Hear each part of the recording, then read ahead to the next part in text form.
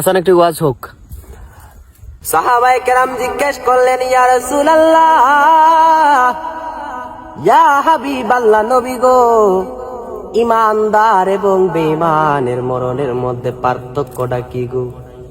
আমার নবী বলেন, সাহাবীরা রে,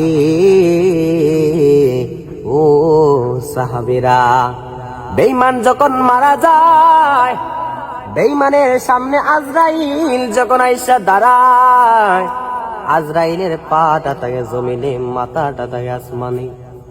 যখন বেঈমান আজরাইলের এমন ভয়ঙ্কর সুরত দেখবে গো, এবার বেঈমানে হাড্ডি গুলো টাস টাস করে ছিঁড়ে যাবে, রগ গুলো টাস টাস করে ছিঁড়ে যাবে, রক্তগুলো পানি পানি হয়ে যাবে।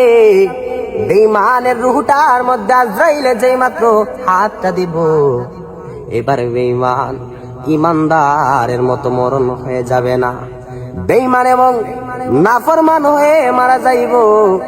রুহটার মধ্যে যেই মাত্র হাতটা দিব গো, তখন তার কিয়ামত শুরু হইয়া যাইব। মাকে ডাকতে পারবে না, বাবাকে ডাকতে পারবে না।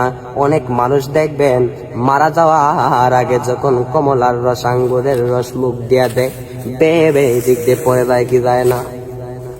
আমার আল্লাহ তার রিজেকের খাতা বন্ধ করে দিয়েছেন, এই জন্য তার ভিতরে আর রসও ঢুকে না।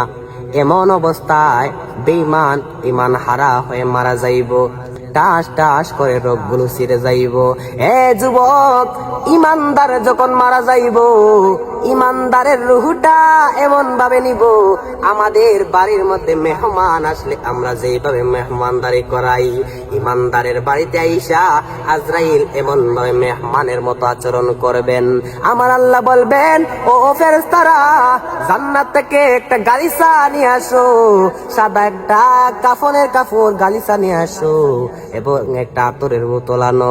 ঈমানদারের রুহটা আজরাইল যখন বের করব, মায়ের দুধ খেয়ে শিশু যেমনি ঘুমিয়ে যায়, ঠিক অমনি ঈমানদারের রুহটা এমন ভাবে নিব, ঈমানদার টেরও পাবেন না, এমনিতে ঘুমিয়ে যাব। ওই রুহটা আজরাইল ওই সাদা কাফনে বাইন্ডিং কইরা লইয়া যাইব ইল্লিনে, আর বেঈমান হলে নিয়ে যাবে সিজ্জিনে। ওই ইল্লিন হলো জান্নাত, ওই সিজ্জিন হলো জাহান্নাম। এবং ওই ঈমানদারের আতরের বোতলটা দিয়ে এমন ভাবে ছিটিয়ে দিব, রুহটা জান্নাতের মধ্যে নিয়ে রেখে দিব। এটাই হলো ঈমানদার এবং বেঈমানের মধ্যে পার্থক্য।